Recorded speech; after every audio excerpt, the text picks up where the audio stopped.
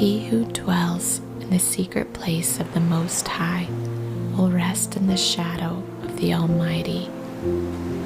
I will say of Yahweh, He is my refuge and my fortress, my God in whom I trust. For He will deliver you from the snare of the fowler and from the deadly pestilence. He will cover you with His feathers. Under His wings you will take refuge. His faithfulness is your shield and rampart. You shall not be afraid of the terror by night, nor of the arrow